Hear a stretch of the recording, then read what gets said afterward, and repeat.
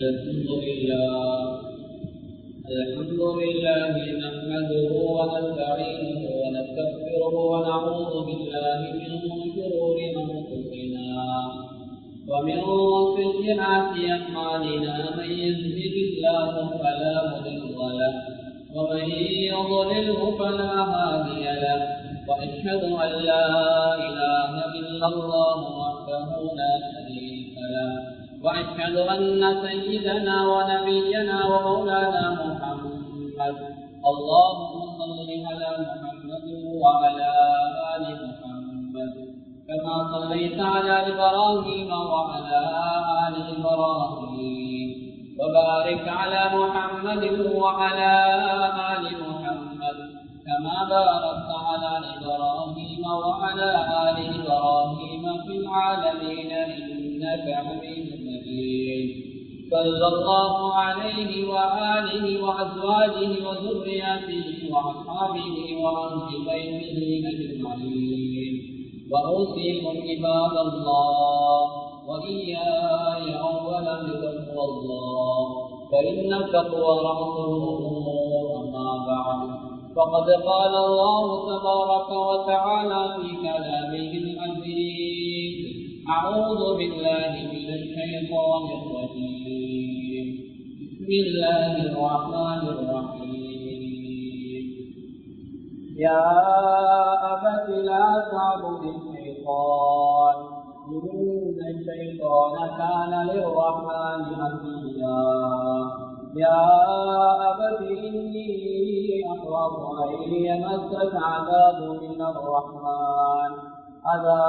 الرحمن فتكون للشيطان وليا قال رائبنا موسى عن آلهتي يا إبراهيم لئن لم تنته لأرجمنك واهجرني مليا صدق الله العظيم.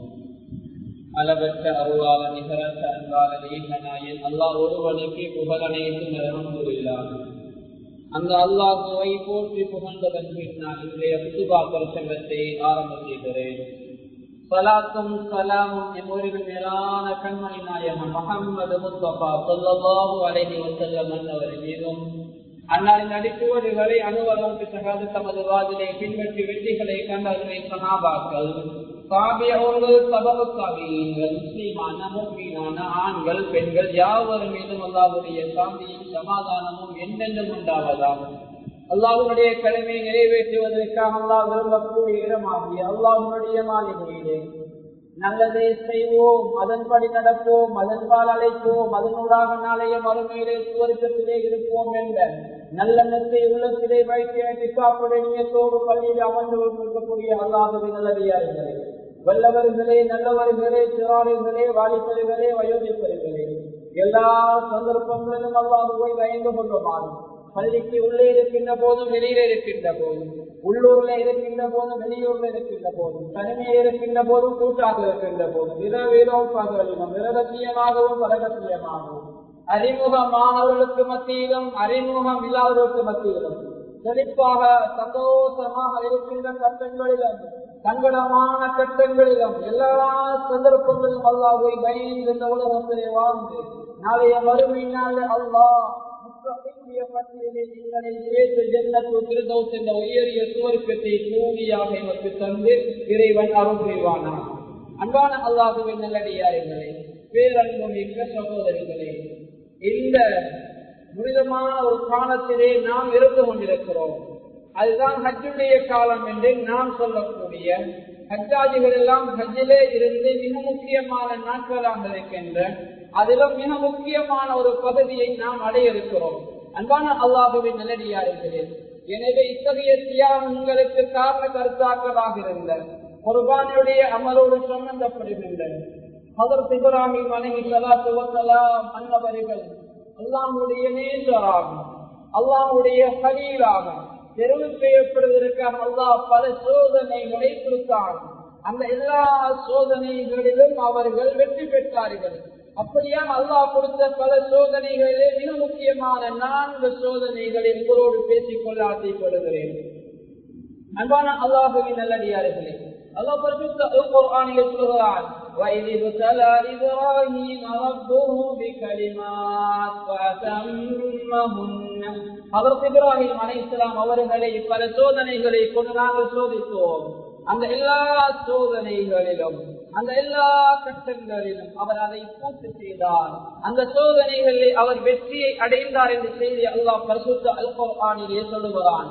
எனவே அன்பான அல்லாஹ்வின் நல்லடியார்களே, ஹஜ்ரத் இப்ராஹீம் அலைஹிஸ்ஸலாத்து வஸ்ஸலாம் அவர்களுக்கு அந்த சோதனைகளை அறிஞர்கள் மிக முக்கியமாக 4 சோதனைகளாக உள்ளடக்குவார்கள்.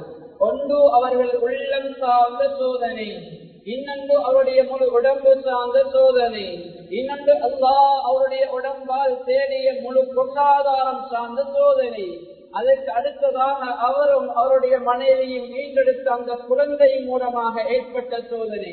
அன்பானவர்களே, இந்த 4 வகையான சோதனைகளும் ஹஜ்ரத் இப்ராஹீம் அலைஹிஸ்ஸலாத்து வஸ்ஸலாம் அன்னவர்கள் வெற்றி பெற்றார்கள்.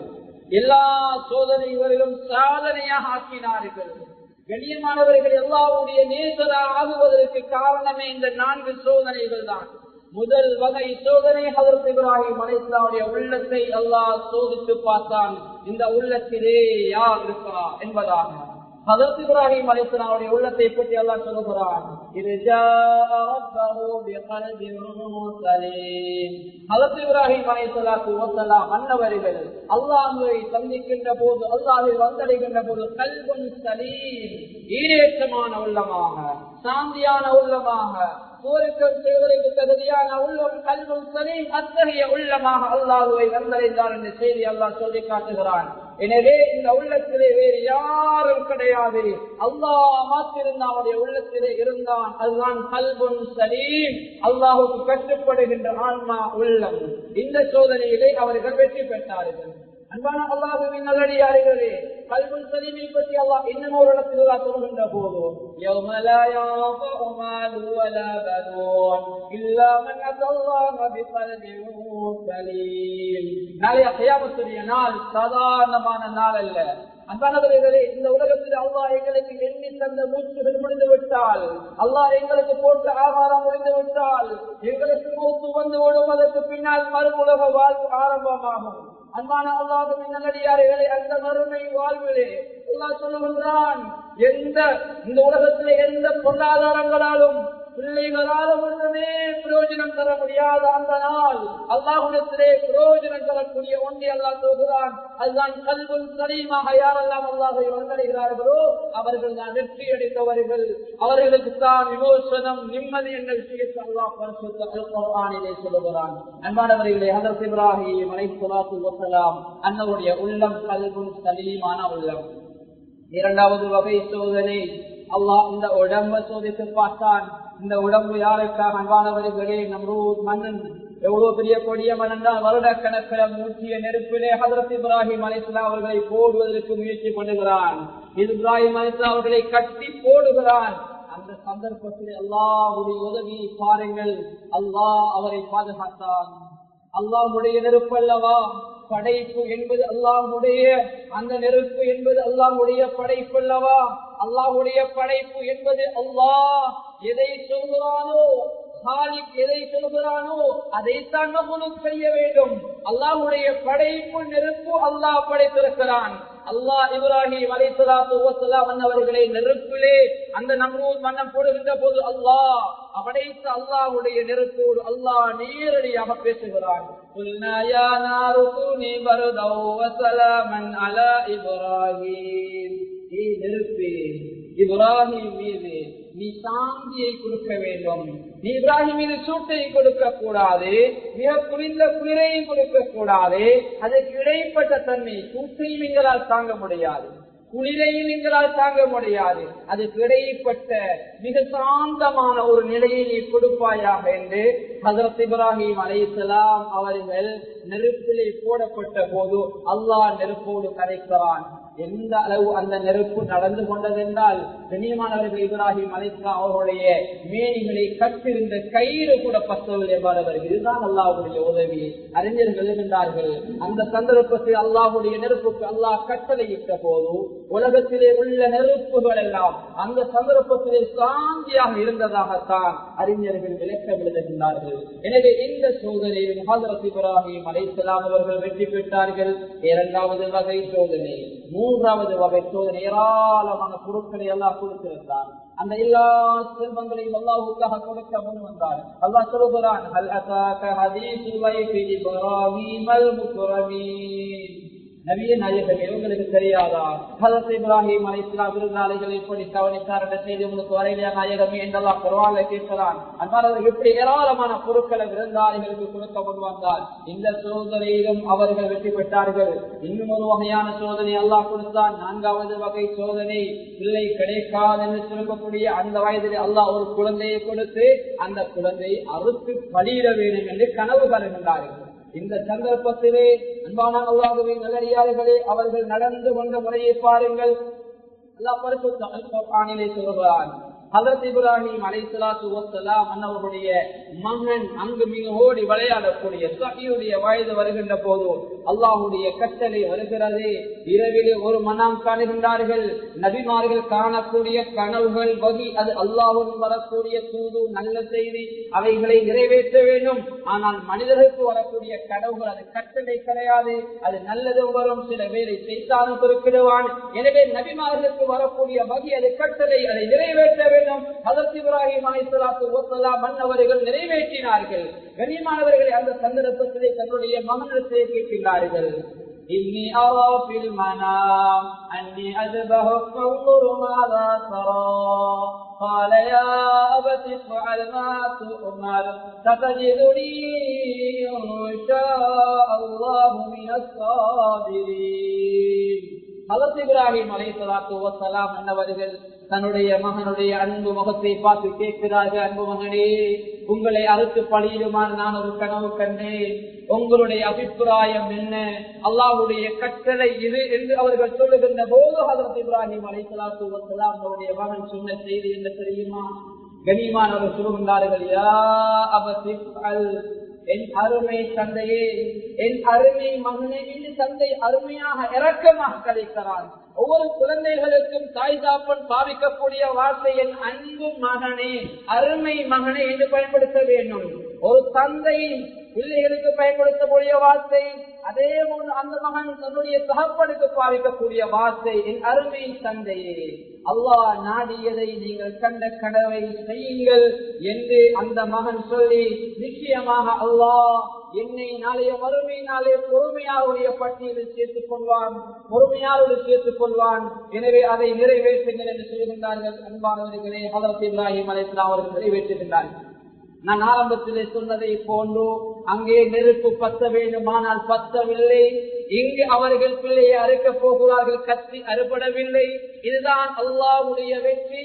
கண்ணியமானவர்களே, நாங்கள் நினைப்போம் இதனால் தான் இது நடக்கும், அதனால் தான் இது நடக்கும். தனவந்தரால் தான் பள்ளி கட்ட முடியும், செல்வந்தரால் தான் இதை செய்ய முடியும், அரசியல்வாதியால் தான் பிரச்சனை தீர்க்க முடியும். அது எங்களுடைய மனோநிலை குழப்பமான எண்ணம், யகீன், நம்பிக்கை வேண்டும். முன்னோர்கள் நிறைய விடயங்களை அடைந்தது அன்பானவர்கள் அவருடைய ஔராத்துகளால், அவருடைய திக்ருகளால், அவருடைய துஆக்களால் எங்களுக்கு அந்த ஈமான் வேண்டும் அன்பானவர்களே. எனவே ஹஜ்ரத் இப்ராஹிம் அலைஹிஸ்ஸலாம் அவர்களை கண்ணியமான அவர்கள் தன்னுடைய மகனை படுக்க போட்டு கத்திய வைக்கின்ற போது கண்ணியமானவர்கள் அறுக்கின்றார்கள். அங்கே கத்தி அறுபடவில்லை, கூர்மையான கத்தி. கண்ணியமான பக்கத்திலே உள்ள ஒரு பாறான் கல்லை அந்த கத்தியை வைக்கின்றார்கள். அந்த பாறான் கல் இரண்டாக பிளப்பதாக தப்சீரிலே அறிஞர்கள் சொல்லி காட்டுகிறார்கள். அன்பான அல்லாஹ்வின் நல்லடியார்களே, அல்லாஹ் தஆலா உடனே சுவர்க்கத்திலிருந்து ஆசையை கொடுக்கிறான். மகத்தான முறையில அல்லாஹ் அந்த குர்ஆனை நிறைவேற்றுகிறான். அல்லாஹ் கண்ணியமானவர்கள் பரிசுத்த அல் குர்ஆனை சொல்கிறான், இன்னா கதாலிக நஜ்ஸில் முஹ்சினீன். நல்ல மக்களுக்கு இப்படித்தான் நல்ல கூலிய நன்மாராயங்கள் நாங்கள் ஏற்படுத்துவோம், நல்ல கூலி கொடுப்போம் என்பதாக அல்லாஹ் சொல்லி காட்டுகிறார். அன்பானவர்களே, அந்த சோதனையிலும் அவர்கள் வெற்றி பெற்றார்கள். இந்த எல்லா சோதனைகளையும் வெற்றி பெற்றதுக்கு பின்னால அல்லாஹ் சொல்லுகிறான், வத்தகதல்லாஹு இப்ராஹீம கலீலா. ஹஜ்ரத் இப்ராஹிம் அலைஹிஸ்ஸலாம் அவர்கள் அல்லாஹ்வுடைய நேசராக அல்லாஹ் ஏற்றுக்கொண்டார். அல்லாஹ்வுடைய நேசராக ஆக வேண்டுமா? நம்முடைய உள்ளத்தை அல்லாஹ்வுக்காக அர்ப்பணிக்க வேண்டும். நம்முடைய முழு உடம்பையும் அல்லாஹ்வுக்காக அர்ப்பணிக்க வேண்டும். உடம்பாலான அமல்களிலே நாங்கள் ஈடுபட வேண்டும். பொருளாதாரங்களை கொடுக்க வேண்டும். குழந்தைகளா தீனுக்காக, மார்க்கத்துக்காக, ஷரீஅத்தை வளர்ப்பதற்காக, ஆன்மீகத்துக்காக நம்முடைய குழந்தைகளை பயன்படுத்த வேண்டும். இந்த எல்லா சோதனைகளிலும் நாங்கள் வெற்றி பெற்றால்தான், இந்த எல்லா விடயங்களையும் அல்லாஹ்வுக்காக அர்ப்பணித்தால்தான் நாமும் அல்லாஹ்வுடைய நேசராக மாறலாம். அல்லாஹ்வுடைய அன்பு எங்களுக்கு வாஜிபாக கிடைக்கும் கண்ணியமானவர்களே. எனவே இத்தகைய சோதனைக்கு அப்பால்தான் ஹஜ்ரத் இப்ராஹிம் அலைஹிஸ்ஸலாத்து வஸ்ஸலாம் அவர்கள் அல்லாஹ்வுடைய நேசராக தெரிவிக்கிறார். எனவே அவர்கள் செய்த மிக முக்கியமான அந்த ஏற்பாடு பண்ணிய அந்த அல்லாஹ் அவர்களுக்கு கொடுத்த மிக முக்கியமான 4 சோதனைகளை ஒரு சோதனை தான் குர்பானி. அவருடைய மகனை அறுத்து பண்ணி அல்லாஹ்வுடைய கட்டளை கட்டுப்படவில்லை. அல்லாஹ் சூரத்துக்கு ஒரு வார்த்தை கொடுத்தான். அந்த அமலை ஹயாத்தாக்கக்கூடிய சந்தர்ப்பத்தை அல்லாஹ் எங்களுக்கு வழங்கியிருக்கிறார். வருடம் குர்பானியுடைய அமல். குர்பானியுடைய பிராணிகள் ஆடு, மாடு, ஒட்டகம்தான். ஏழைகளை குர்பானி கொடுக்க முடியாது, பறவைகளை கொடுக்க முடியாது, கோழிகளை கொடுக்க முடியாது. ஒரு மியாவுடைய குர்பானியுடைய பிராணிகள் ஆடு, மாடு, ஒட்டகம்தான். கண்ணியமானவர்களே, இந்த குர்பானுடைய அமல், அதாவது பெருநாளுடைய தினம் தொழுகைக்கு பின்னால் செய்யக்கூடிய மிக முக்கியமான ஒரு அமல். ஸல்லல்லாஹு அலைஹி வஸல்லம் அவர்கள் சொன்னார்கள், இந்த அமலை செய்ய யாரெல்லாம் சக்தி இருந்தும் இந்த அமலை செய்யாமல் அல்லாஹ்வுடைய மஸ்ஜிதுக்கு ஹஜ் பெருநாள் தொழ வருகிறார்களோ அவர்கள் எங்களுடைய முஸல்லாவுக்கு தொழ வரக்கூடிய இடங்களுக்கு வர வேண்டாம் என்று எச்சரித்தார்கள். நஊது பில்லாஹ். சக்தி இருந்தால் கண்டிப்பாக கொடுக்க வேண்டும். ரமலானுடைய காலம் ஜக்காத்துல் ஃபித்ரை நோன்பு பெருநாளைக்கு முந்தின நாள் கொடுத்து, எப்படி நோன்பு பெருநாளை ஏழைகளை எங்களோடு பெருநாளோடு சேர்த்துக் கொள்கின்றோமோ, அவருடைய பெருநாளில் எப்படி அவர்களுடைய முகத்திலே சந்தோஷத்தை ஏற்படுத்தினோமோ, அதே போன்று இந்த ஹஜ்ஜுடைய ஈகையுடைய பெருநாளை சந்தோஷத்தை ஏற்படுத்தியதை போன்று இந்த தியாக பெருநாளிலும் இந்த தியாகத்தை நினைவு கூறுகின்ற உலுஹியா என்ற அமலை நிறைவேற்றி எளிய மக்களுக்கு அந்த மாமிசத்தினூடாக செழிப்பை, சந்தோஷத்தை உண்டாக்க வேண்டும் என்பதுதான் அல்லாஹ்வுடைய நோக்கமாக இருக்குது. ஹஜ்ரத் இப்ராஹிம் அலைஹிஸ்ஸலாமுடைய அந்த சம்பவம் நமக்கு எடுத்துக்காட்டுகின்ற பாடமாக இருக்கிறது. எனவே அன்பான அல்லாஹ்வின் நல்லடியார்களே, அந்த அமலுக்கு நியத்து வைத்தவர்கள் இன்று பிறை பார்க்கப்படக்கூடிய நாள், இன்றைய நாள் மகரிபுக்கு முன்னால், பிறை பார்ப்பதற்கு முன்னால் உங்களுடைய நகங்களையோ முடிகளையோ களைந்து கொள்ளுங்கள். ஒதுமையா கொடுக்க நியத்து வைத்தவர்கள் குறை கண்டதற்கு பின்னால் அந்த அமலை நிறைவேற்றும் வரை முடிகளையோ நகங்களையோ களையக்கூடாது. சுன்னத்தான ஒரு விடயமாக இருக்கிறது. சில வேளை இங்கு குறை தென்படையவில்லை என்று வைத்துக் கொண்டால் நாளையும் உங்களுக்கு செய்வதற்கு சந்தர்ப்பம் இருக்கிறது, முடிகளை நகங்களை வெட்டுவதற்கு. ஆனால் அது எங்களுக்கு நம்ப முடியாது. சில வேளை இன்று குறை கண்டுவிட்டால் கண்ணியமானவர்களே அடுத்த நாள் வெட்டுகின்றவர்களுடைய அமல் முழுமையான கூலிகள் இல்லாமல் போகலாம். அதனால் இந்த மகரிபுக்கு முன்னால் அந்த சுன்னத்தை நிறைவேற்றியவர்களுடைய நகங்களை கலைந்து முடிகளை வெட்ட வேண்டுமாக இருந்தால் வெட்டிக் கொள்ளுங்கள் மாணவர்களே. இது அமலுடைய முக்கியத்துவத்தை உணர்த்தும் முகமாக இஸ்லாம் ஷரீஅத் எங்களுக்கு சொல்லித் தரக்கூடிய மிக முக்கியமான விடயமாக இருக்கு. எனவே அல்லாஹ்வுடைய நல்லடியார்களே, அதே போன்று இன்னொரு முக்கியமான விடயம் தான் உங்களுக்கு தெரியும். கண்ணியமானவர்களே, இன்றோ அல்லது நாளையோ துல்ஹிஜ்ஜாவுடைய ஆரம்ப நாள் ஆரம்பமாகிறது. அதாவது துல்ஹிஜ்ஜா மாதத்துடைய 10 நாள் இருக்குது. இது பெருமதியான நாட்கள். இந்த நாட்கள் என்பது அல்லாஹ்விடத்திலே மிக சிறந்த நாட்கள். அல்லாஹ்வின் தூதர் ஸல்லல்லாஹு அலைஹி வஸல்லம் அவர்கள் சொன்னார்கள், இந்த காலத்திலே செய்யக்கூடிய அமல் அல்லாஹ்வுக்கு மிகவும் விருப்பமான அமல் என்று சொன்னார்கள். அப்போது ஒரு அபித்தோழர் கேட்கிறார், அல்லாஹ்வின் தூதரே, அல்லாஹ்வின் பாதையில் போராடுவதை விடவுமா, அல்லாஹ்வுடைய பாதையிலே ஜிஹாது செய்வதை எவ்வளவு சிறந்த அமலா என்று கேட்கின்றார்கள். அல்லாஹ்வின் தூதர் ஸல்லல்லாஹு அலைஹி வஸல்லம் அவர்கள் சொன்னார்கள், ஒரு மனிதன் அல்லாஹ்வுடைய பாதையிலே போராட செல்கிறான், அல்லாஹ்வுடைய பாதையிலே போருக்கு செல்கிறான், சென்று விட்டு அந்த மனிதனுடைய உயிரும் பிரிகிறது, உடைமைகளும் இல்லாமல் போகிறது. அப்படியான மனிதன் சிறந்தவன். அப்படி இல்லை என்றால் அந்த மனிதன் போருக்கு சென்று அந்த மனிதன் உடைமையும் அப்படியே இருக்கிறது, உயிரோடு அந்த மனிதன் திரும்பி வருகிறான் என்றால் ஸல்லல்லாஹு அலைஹி வஸல்லம் அவர்கள் உடைமைகளோடு உயிரோடு திரும்பி வந்த அந்த யுத்தத்தை முடித்து விட்டு வந்த அந்த மனிதரை விட அந்த முக்கியமான தியாகியை விட அந்த முஜாஹிதை விட ஸல்லல்லாஹு அலைஹி வஸல்லம் அன்னவர்கள் சொன்னார்கள், இந்த காலத்திலே துல்ஹிஜ்ஜாவுடைய 10 நாட்களில் செய்யக்கூடிய அமல் பெருமதியானது என்றார்கள். கண்ணியமான அந்த காலத்தில் செய்யக்கூடிய ஔராதுகள் பெருமதியானது என்றார்கள். அந்த காலத்தில் செய்யக்கூடிய துஆக்கள் பெருமதியானது என்றார்கள். அந்த காலத்தில் செய்யக்கூடிய சதகாக்கள் பெருமதியானது என்றார்கள். அந்த காலத்தில் செய்யக்கூடிய திக்ருகள் இஸ்திக்ஃபார்கள் பெருமதி என்றார்கள். எனவே அன்பானவர்களே, அல்லாஹ் ஒரு சந்தர்ப்பத்தை தந்திருக்கிறான். யாரும் அந்த சந்தர்ப்பத்தை நழுவ விட்டு விடாதீர்கள். அது ஒரு வாழ்க்கையிலே கிடைக்கக்கூடிய சந்தர்ப்பம். சில வேளை துல்ஹிஜ்ஜாவுடைய ஆரம்ப 10 நாட்களிலே அல்லாஹ் எங்களை எடுத்துக்கொண்டால், நாங்கள் நோம்போடு சென்று விட்டால் அது பெருமதியானதாக இருக்கும். அது மாத்திரமல்ல, அரபாவுடைய நோம்பு துல்ஹிஜ்ஜா 9ஆம் நாள் வருகிறது. இன்ஷா அல்லாஹ் அடுத்த வாரம் குத்துபாக்களை நினைவுபடுத்துவார் நினைக்கிறேன். அது ஒரு பெருமதியான நாள். நரகவாதிகளை அல்லாஹ் நரகிலே இருந்து விடுதலை செய்வதற்காக தெரிவு செய்திருக்கின்ற பிரதானமான நாட்களிலே ஒரு நாள் தான் அரபாவுடைய நாளும். எனவே அந்த நாளை யாரும் வீணாக்கி விடாதீர்கள். அந்த நாளிலே நோன்பெரியுங்கள், அந்த நாளை இஸ்திக்ஃபார் செய்யுங்கள், துஆ செய்யுங்கள். உங்களை விட்டு பிரிந்த மூதாதையர்கள், உங்களை ஈண்டெடுத்த தாய் தகப்பன் தவறாளிகள் இருந்த அவர்களுக்காக ஏந்தி அல்லாஹ்விடத்திலே பிரார்த்தியுங்கள். நிச்சயமாக அல்லாஹ் உங்களுடைய பிரார்த்தனைகளை ஏற்று நரக விடுதலையாகக்கூடிய கூட்டத்திலே உங்களுடைய உறவுகளையும் உங்களுடைய தாய் தகப்பர்களையும் அதிலே இருந்து விடுதலை செய்து சுவர்க்கவாதிகளாக மாற்றுவான். எனவே அன்பான அல்லாஹ்வின் நல்லடியார்களே, அந்த விடயத்திலே கூடுதல் கவனம் எடுத்துக் கொள்ளுங்கள். அதே போன்று இந்த அமல், இந்த காலத்தில் செய்யக்கூடிய அமல் பெருமதியானது. காலத்தை படைத்த அல்லாஹ் காலங்களில் சிறந்த காலம் ஸல்லல்லாஹு அலைஹி வஸல்லம் அவர்கள் வாழ்ந்த காலம். அதே போன்ற ஒரு பொற்காலம் இந்த உலகத்திலே இனி கிடைப்பது கிடையாது. கைருல் குரூனி கருணி சும்மல்லதீன யரூனஹும் சும்மல்லதீன யரூனஹும். நூற்றாண்டுகளிலே காலங்களிலே சிறந்தது நான் வாழ்ந்த நூற்றாண்டு, நான் வாழ்ந்த காலம் என்பதாக ஸல்லல்லாஹு அலைஹி வஸல்லம் அவர்கள் சொன்னார்கள். அதுக்கு அடுத்த சிறந்த நூற்றாண்டு, அதுக்கு அடுத்த சஹாபாக்கள் நபித்தோழர்கள் வாழ்ந்த காலம். இப்படி என்று ஸல்லல்லாஹு அலைஹி வஸல்லம் அவர்கள் சிறந்த காலத்தை சொன்னார்கள். நபிமார்கள் வாழ்ந்த காலம், நபி ஸல்லல்லாஹு அலைஹி வஸல்லம் வாழ்ந்த காலம் சாதாரணமானதல்ல.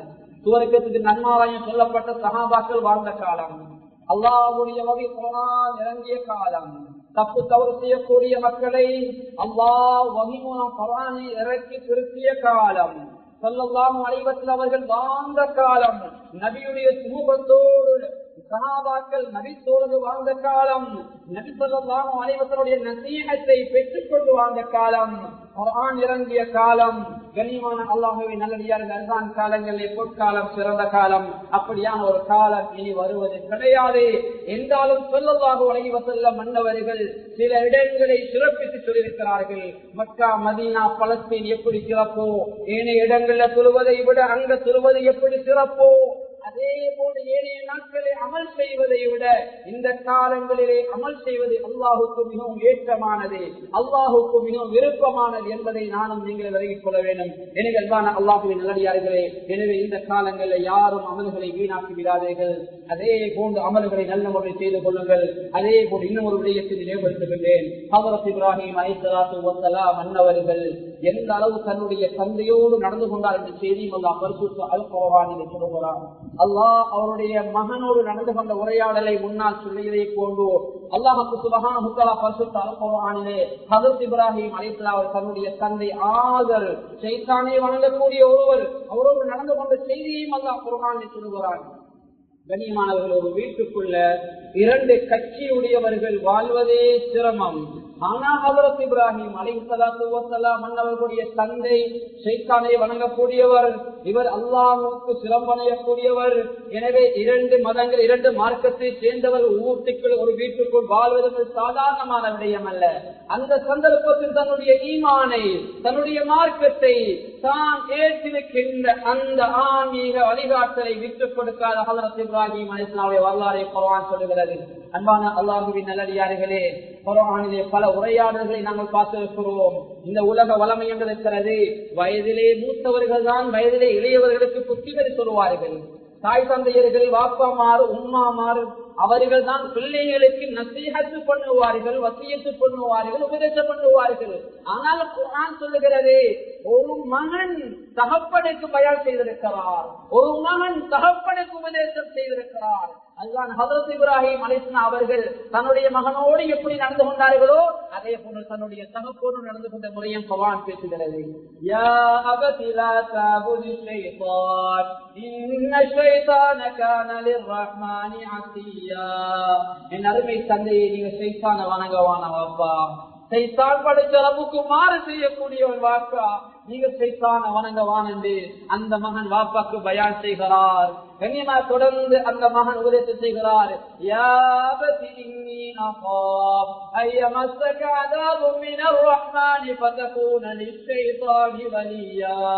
என் அருமை தந்தையே, உங்களை நீங்கள் சைத்தானை வணங்கினால் அல்லாஹ்வுடைய அஸாப் உங்களை பிடித்துக் கொள்ளும்.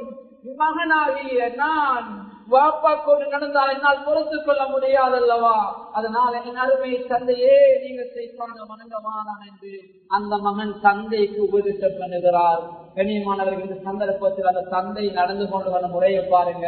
அதற்கு பின்னால் அந்த மகன் நடந்து கொள்கிற முறையும் குர்ஆன் பேசுகிறது.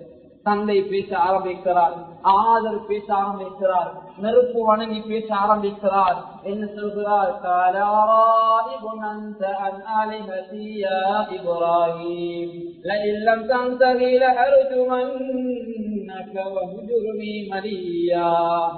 என்ன இப்ராஹிம் சொல்ற, இவ்வளவு காலம் வணங்கிட்டு வந்த இந்த விக்கிரகங்களை, இந்த சிலைகளை, இந்த சைத்தானையா வணங்கவானாம் சொல்றது, இந்த வேலை செய்யவானாம், எனக்கு பயம் பண்ண வரவானாம், எனக்கு புத்தி சொல்ல வரவானாம், நான் உன்னை கல்லால அடித்துக் கொள்ளுவேன் என்பதாக தந்தை மகனை பார்த்து சொல்கிறான். அன்பானவர்களே, அன்பு தந்தை அவருடைய தந்தை மகனை பார்த்து சொல்கிறார், நல்ல விஷயத்தை சொல்லியதற்காக கல்லால அடித்துக் கொள்வதாக.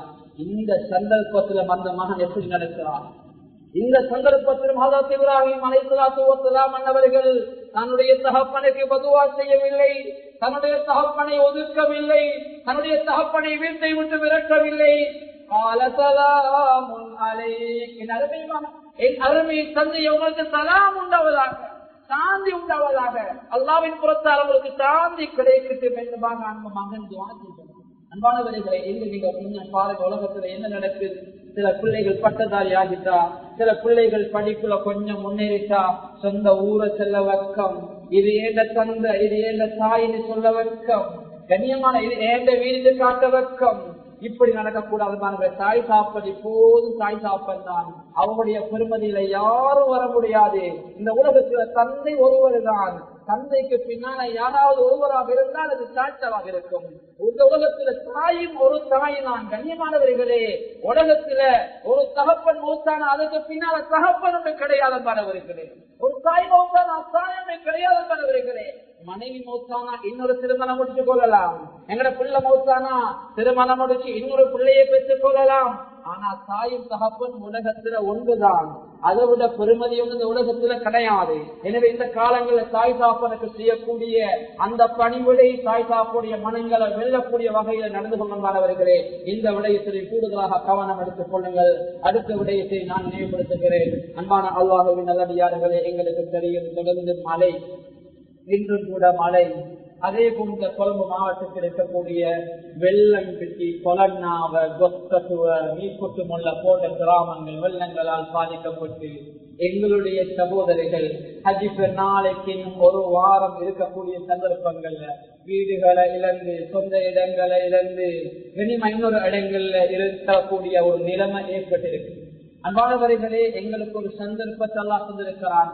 நான் ஆரம்பத்துல சொன்னேன், இந்த 10 நாள் வரக்கூடிய 10 நாள் செய்யக்கூடிய அமல், ஜிஹாதுக்கு போய் திரும்பி வரக்கூடிய அந்த முஜாஹிதுடைய அமலை விட சிறந்தது. எனவே இப்படியான ஒரு சந்தர்ப்பத்தை அல்லாஹ் தந்திருக்கிறான். எனவே சதக்கா மூலம் அவருடைய மனதிலே நாங்கள் வாழ்வோம், அவருடைய தேவைகளை பூர்த்தி செய்து கொடுப்போம். அதற்காகவே இந்திய ஜும்மாவுடைய வசூலை, இன்றைய நிர்வாக சபை, இங்கு உள்ள நிர்வாக சபை இன்றைய ஜும்மாவுடைய வசூலை அவர்களுக்காக கொடுக்க முன்வதற்காக மாஷா அல்லாஹ் வரவேற்கத்தக்க விஷயம். எனவே உங்களால் முடியுமான சந்தோஷங்களை அந்த ஹதியா, அந்த சதக்கா பெட்டிகளே போட்டு செல்லுங்கள் மாணவர்களே. எனவே உங்களுடைய இந்த அமலை அவர்கள் தரக்கூடிய அந்த, அதாவது ஏதோ ஒரு அமைப்பிலே அந்தை நீங்கள் நிர்வாகத்திலோ அல்லது இங்கே கொடுக்கக்கூடிய அந்த சதக்காவுடைய பற்றியிலே போலுங்க. நிச்சயமாக அல்லாஹ் உங்களுக்கு பெரிய கூலிய தருவான். அது மாத்திரமல் அப்படியான சோதனைகள் உங்களுக்கு வந்து விடாமல் அல்லாஹ் பாதுகாப்பான். அதையும் மீறி உங்களுக்கு வந்து விட்டால் இதை விட பல மடங்கு நீ கொடுத்ததை விட பல மடங்கு உதவிகளை அல்லாஹ் கொண்டு வந்து சேர்ப்பான் என்பதை மறந்து விடாதீர்கள். ஸல்லல்லாஹு அலைஹி வஸல்லம் அவர் சொன்னார், இந்த உலகத்திலே வாழக்கூடிய முஃமின்கள், முஸ்லிம்கள் எல்லோரும் எப்படிப்பட்டவர்கள் தெரியுமா? கமஸலிர் ரஜுல், ஒரு மனிதரை போன்றவர்கள். பாசையால் வேறுபடலாம், நாங்கள் இடங்களால் விடுபடலாம், நிறங்களால் விடுபடலாம், கெண்டிகளால், அரபிய கண்டி, ஆசிய கண்டி என்று பண்டிகளால், எங்களது கிராமங்களால், நகரங்களால் வேறுபடலாம்.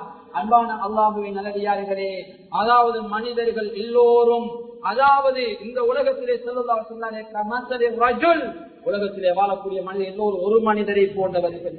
கமஸலில் ஜஸத், இன்னும் ஒரு ஹதீஸில் சொன்னார்கள், ஒரு உடம்பை போன்றவர்கள். நாம் எல்லாரும் உலகத்துல இந்த உடம்ப போன்றவர்கள் முஃமின்கள். இன்னும் ஒரு ஹதீஸில் ஸல்லல்லாஹு அலைஹி வஸல்லம் கல்புன்யான், ஒரு கட்டிடத்தை போன்றவர்கள். ஒரு கட்டிடம் எப்படி இறுக பிடித்துக் கொண்டிருக்கிறது, அது கரையிலே சீமெண்டுகள் போட்டு பசைகள் போட்டு அந்த கல்லும் எப்படி இறுகி நிற்கிறத போலதான் முஃமின்கள், முஸ்லீம்கள் எல்லோரும் என்று செய்தியை ஸல்லல்லாஹு அலைஹி வஸல்லம். கண்ணியமானவர்களே, உடம்புல ஒரு கஷ்டம் வருகிறது, காலுக்கு கஷ்டம் தான், அந்த கஷ்டத்தை கண் உணரும், தலை உணரும், ஏனைய உறுப்பு உணரும். காலுக்கு வந்த கஷ்டத்தால, தலைக்கு வந்த கஷ்டத்தால கண் இரவில தூங்க மறுக்கும். அதை போலதான் ஒரு முஃமினுக்கு ஒரு கஷ்டம் வந்து விட்டால், ஒரு முஃமினுக்கு ஒரு துன்பம் வந்து விட்டால், ஒரு முஃமினுக்கு இக்கட்டான ஒரு நிலை வந்து விட்டால், ஏனையவர்கள் தனக்கு வந்த கஷ்டமாக, தனக்கு வந்த பசியாக, தனக்கு இல்லாத ஒரு இடம், தனக்கு ஒரு இடம் இருக்கிறது, ஆனால் தனக்கும் ஒரு இடம் இல்லாதை போன்று எண்ணி தனக்கு இடமில்லை என்று அவர்களுக்கு இதோ வேண்டுமானவர்களே. எனவே இது ஒரு சந்தர்ப்பத்தை அல்லாஹ் தந்திருக்கிறான். இதை யாரும் வீணாக்கி விடாதீர்கள். கொடுப்பதெல்லாம் நிச்சயமாக கிடைக்கும். இஸ்லாம் சொல்லுகிறது அப்படித்தான். அதாவது நீங்கள் செலவழிக்கின்ற எந்த ஒரு ரூபாயும் உங்களுக்கு அல்லாஹ் தராமல் இடமாகும். நீங்க செலவழிக்கின்ற எந்த செலவும் அதுக்கு பிறகு உபகாரம் அல்லாஹ் தராம விடமாட்டான். நீங்க 1 ரூபா கொடுத்தா அல்லாஹ் 10 ரூபா உங்களுக்கு கண்டிப்பா தருவான். நீங்க 10 ரூபா கொடுத்தா அல்லாஹ் உங்களுக்கு 100 ரூபா கண்டிப்பா தருவான். கண்ணியமானவர்களே, நீங்க 100 ரூபா கொடுத்தா அல்லாஹ் 1000 ரூபா கண்டிப்பா உங்களுக்கு தருவான். நீங்க 1000 ரூபா கொடுத்தா 10,000 ரூபா, 10,000 ரூபா கொடுத்தா 1 லட்சம், 1 லட்சம் கொடுத்தா 10 லட்சம், ஒன்றை 10ஆக்கி அல்லாஹ் தருவான். கொடுப்பதை திருப்பி கொடுப்பவன் அல்ல ரப்பு, கொடுப்பதை பல மடங்காக ஆக்கி ரப்பு கொடுக்கிறான். அது மாத்திரமல்ல, அந்த உலகத்துல வரக்கூடிய பலாய் முசீபத்துகளை விட்டு நீங்களை பாதுகாக்கிறான். எனவே அன்பான அல்லாஹ்வின் நல்லடியார்களே, இந்த உலகத்துல பெருமதியான ஒரு அமல் சதகாவுடைய அமல், மற்றவர்களை வாழ வைக்கக்கூடிய அமல், மற்றவருடைய கஷ்டங்களை துடைக்கின்ற அமல், இந்த அமலுக்குரிய சந்தர்ப்பத்தை அல்லாஹ் தந்திருக்கிறான். எனவே அவர்களுக்காக உங்களால் முடியுமான பணங்களை போட்டு செல்லுங்கள். அப்படி இன்று உங்களுக்கு சந்தர்ப்பம் கிடைக்கவில்லையா, நிர்வாகிகளை சந்தித்து இன்ஷா அல்லாஹ் இன்றோ நாளையோ உங்களுக்கு இவ்வளவு பணம் நான் கொண்டு வந்து தருகிறேன், கண்டிப்பாக இதையும் சேர்த்து கொடுத்துக் கொள்ளுங்கள் என்று அவர்களிடத்தில் சொல்லிவிட்டு செல்லுங்கள். அல்லாஹ் நிச்சயமாக உங்களுக்கு அதனுடைய நன்மைகளை தருவான். கண்ணியமானவர்களே, சக்கராத்துடைய சந்தர்ப்பத்தில் ஒரு மனிதன் அவகாசம் கேட்கக்கூடிய ஒரு அமல் இந்த உலகத்தில் இருக்குமே என்றால் அது சதக்காவுடைய அமல் தான். அல்லாஹ் தஆலா பரிசுத்த அல் குர்ஆனில் சொல்கிறான், லௌலா அഖல்தனி இலா அஜலின் கரீப் ஃபஅஸ்ஸதக. ஒரு மனிதனுடைய உயிர் பிரியக்கூடிய சந்தர்ப்பம், சொந்த குளிரிற்கு உயிர், இதுக்கு பின்னால வாழ இயலாது. அல்லாஹ்விடத்துல இந்த மனிதன் ஆயுள் பிச்சை கேட்பான். எதற்காக தெரியுமா? தனக்கு தந்த பொருளாதாரங்களை வச்சு தான் வாழ்வதற்காக அல்ல, தன்னுடைய மனைவி வாழ்வதற்காக அல்ல, தன்னுடைய பிள்ளை வாழ்வதற்காக அல்ல, தந்தத்தில் இருக்கக்கூடிய அந்த பொருளாதாரத்தை சதகா செய்து மற்றவர்களை வாழ வைப்பதற்காக ஆயுள் பிச்சை கேட்பான். அல்லாஹ் யாருக்கும் அவகாசம் கொடுக்க மாட்டான். அன்பானவர்களே, சக்கராத்தில் ஒரு மனிதன் அவகாசம் கேட்கக்கூடிய அமல் தான் சதகாவுடைய அமல். அது ஒரு பெருமதியான அமல். எனவே அந்த அமலை செய்வதற்குரிய முயற்சியில் ஈடுபடுங்கள். அது இந்த காலம் மாத்திரமல்ல, எல்லா ஒவ்வொரு நாளும் சதகாக்களை கொடுங்க. ஒரு பயணம் போறீங்களா, சதக்கா 100 ரூபாய் 1000 ரூபாய் சின்ன ஒரு சதக்கா கொடுத்துட்டு போங்க. அந்த பயணத்துல ஆபத்து இல்லாம வீட்டுக்கு இன்ஷா அல்லாஹ் கொண்டு வருவீங்க. படிக்க போக பிள்ளை இருக்கிறீங்களா, படிக்க போக உங்களால முடியுமான, அதாவது 50 ரூபாய் 100 ரூபாய் சின்ன தொகையாவது சதக்கா செஞ்சுட்டு போங்க. உங்களோட படிப்புல நல்ல ரிசல்ட், நல்ல பெரிய பேரை பார்ப்பீங்க. வியாபாரத்துக்கு போறீங்களா, வெறும் பேக் கூட போறீங்களா, உங்களோட பேக்கு நிறைஞ்சி வரணுமா, பைசா கூட வரணுமா, ப்ராஃபிட் கூட வரணுமா, சதக்காவோட கொடுத்துட்டு போங்க. கண்ணியமானவர்களே, வரக்கொள்ள அந்த பொதி நிறைந்து வரக்கத்தோட வருவீங்க மாணவர்களே. எனவே நீங்க என்னென்ன காரியங்கள் செய்தாலும் அதற்கு முன்னதாக சதகா, அந்த சதகாவினூடாக கண்ணியமானவர்களே பிறருடைய துவா உங்களோட பொருளாதாரத்தில் கிடைக்கும். எனவே உங்களை அல்லாஹ் பலாய் முசீபத்திற்கு பாதுகாப்பான். எனவே அன்பான அல்லாஹ்வின் நல்லடியார்களே, அப்படி பாதிக்கப்பட்டிருக்கின்ற மக்களுக்காக எங்களால் முடியுமான உதவிகளை செய்து கொள்வது காலத்தின் தேவையாக இருக்குது. எனவே அன்பான அல்லாஹ்வின் நல்லடியார்களே, அந்த அமலில் ஈடுபட்டுக் கொள்ளுங்கள். சதகாவுடைய அமல் பெருமதியானது. அதே போன்று நான் ஆரம்பத்தில் நிறைவேற்றிய அந்த விடயங்களை கவனத்தில் எடுத்துக் கொள்ளுங்கள். எனவே வல்லவன் அல்லாஹ் சுப்ஹானஹு வ தஆலா இந்த உலகத்திலே வாழ்கின்ற போது தேவா உனக்கு பொருத்தமானவர்கள் வாழ்ந்து பொருத்தமானவர்களாக மரணித்த நாளே வறுமை நாளே சுவர்க்கனுடைய கூடிய கூட்டத்திலே எங்களை சேர்த்துக் கொள்வாயாக. யா அல்லாஹ், ஹஜ்ஜுக்கு சென்று கொண்டிருக்கிற அந்த ஹஜ்ஜாஜுடைய அமலை கபூல் செய்து கொள்வாயாக. அவருடைய ஹஜ்ஜை மபரூராக ஏற்றுக்கொள்வாயாக. அவருடைய கைகளை கபூல் செய்து கொள்வாயாக. அவருடைய பாவங்களை மன்னிக்கப்பட்டவர்கள் ஆக்கிடுவாயாக. அவருடைய துஆக்களை ஏற்றுக்கொள்ளப்பட்டது ஆக்கிடுவாயாக. இந்த உலகத்துல எவ்வளவு ரூபாய் செலவழித்து சென்றார்களோ அதுக்கு பகரமாக பல மடங்கு அவர்களுக்கு நீ கொடுத்துடுவாயாக. உற்சாகமாக தைரியமாக அமல் செய்யக்கூடிய நிலைமைகளை ஏற்படுத்தி கொடுத்துடுவாயாக. நோய் நம்பரங்களை விட்டு சோர்வு தன்மையை விட்டு மக்களை பாதுகாத்துடுவாயாக. ஆபத்துகளை விட்டு பாதுகாத்துடுவாயாக. யா அல்லாஹ், அனர்த்தங்களை விட்டு பாதுகாத்துடுவாயாக. யா அல்லாஹ், வாழ்க்கையில ஒரு முறையாவது உன்னுடைய கௌபத்து தாவத்தை செய்யக்கூடிய பாக்கியத்தை எங்களுக்கு நீ நசிபாக்கிடுவாயாக. அந்த பாக்கியத்தை எங்களுக்கு நசிபாக்கிடுவாயாக. யா அல்லாஹ், இறுதி தருவாயிலே சக்கராத்துடைய சந்தர்ப்பத்திலே கலிமாவை மொழிந்த உலகத்தை வெளியக்கூடிய சந்தர்ப்பத்தை தந்துடுவாயாக. யா அல்லாஹ், பாதிக்கப்பட்டிருக்கின்ற மக்கள் வெள்ளங்களால் தண்ணிகளால் பாதிக்கப்பட்டிருக்கின்ற மக்களுக்கு உதவி செய்யக்கூடிய கூட்டத்திலே சேர்த்துக் கொள்வாயாக. யா அல்லாஹ், எங்களை அமலை நீ ஏற்றுக்கொள்வாயாக. ஆமீன் ஆமீன்.